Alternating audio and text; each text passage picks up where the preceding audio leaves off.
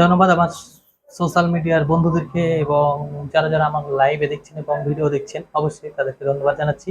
চ্যানেলটা অবশ্যই সাবস্ক্রাইব করেন। আমি একটা বিষয় নিয়ে আলোচনা করতে চাইছি, সোনম ওয়াংচুককে নিয়ে, যিনি আমাদের ভারতের একটা সায়েন্টিস্ট বলতে পারেন, লাদাখে জন্মগ্রহণ করেছিলেন। তো বিষয় হলো, লাদাখ হিমবাহ তৈরি করেছিল শীতকালে, পানি সংরক্ষণের জিনিস তৈরি করেছিল হিমবাহে। লাদাখে অনেক কিছু ওনার জিনিসপত্র অবদান রয়েছে। ছোট স্কুল থেকে শুরু করে, বাচ্চাদের খেলনা থেকে শুরু করে এ টু জেড সৃষ্টি তৈরি করেছিল। বরফ থেকে শুরু করে ওর প্রত্যেকটা ভিডিও ওয়েবসাইটগুলো আপনারা দেখতে পারবেন কি কি তৈরি করেছিল সায়েন্টিস্ট। এবার মেন কথায় আসি, সোনম ওয়াংচুক, দিল্লিতে একটা হরতাল শুরু হয়েছিল যেটা ককরোচ জনতা পার্টিকে নিয়ে। তো ককরোচ জনতা পার্টি একটা সোশ্যাল মিডিয়ার পার্টি, প্রোটেস্ট করার একটা পার্টি।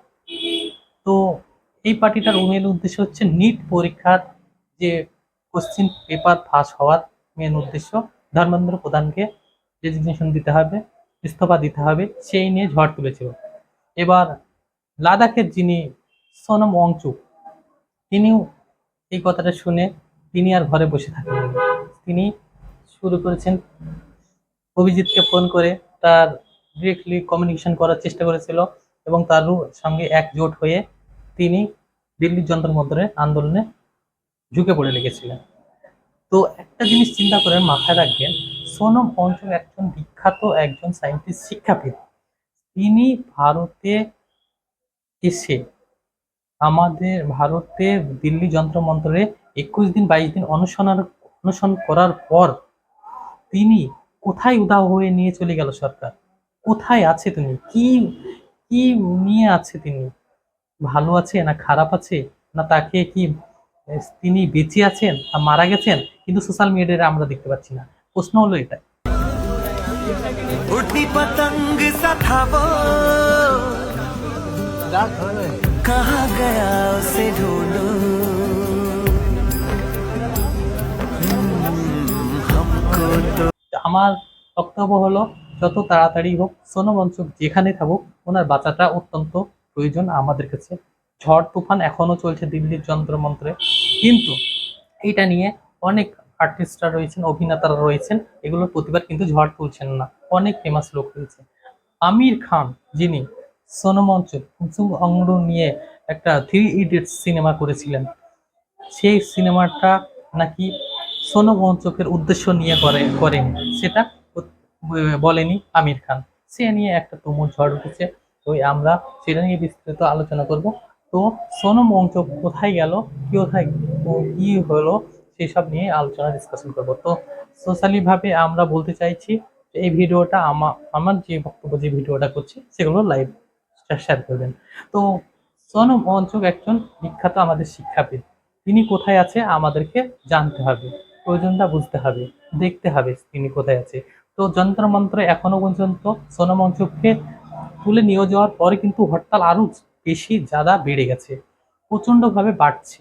ছাত্ররা মার খাচ্ছে, পুলিশের পিটুনি খাচ্ছে, কেউ বলছে নো আমাকে মারো, গুলিয়ে চালিয়ে দাও, আমার বুকে গুলিয়ে চালিয়ে দাও, আমি মারা যাবো, মারো আমাকে মারো। এই ছাত্ররা কি মানুষ না? তারা কি এইভাবে মার খেতেই থাকবে, মার খেতে পারে? এর কি সমাধান নেই? সরকার কি সেটা কি মানে সমাধান করতে পারে না? এবার ইস্তফা দিতে চাইছে, ইস্তফা দেওয়ার জন্য প্রতিবাদ জানাচ্ছে যন্ত্রমন্ত্রের যে অভিজিৎ দীপকে, তার ভিডিওটাগুলো আমরা দেখছি, সবাই দেখছি। তাদের আশা যেন পূর্ণ হয়, তারা যেটা চাইছে সেটা শান্তিপূর্ণ হোক।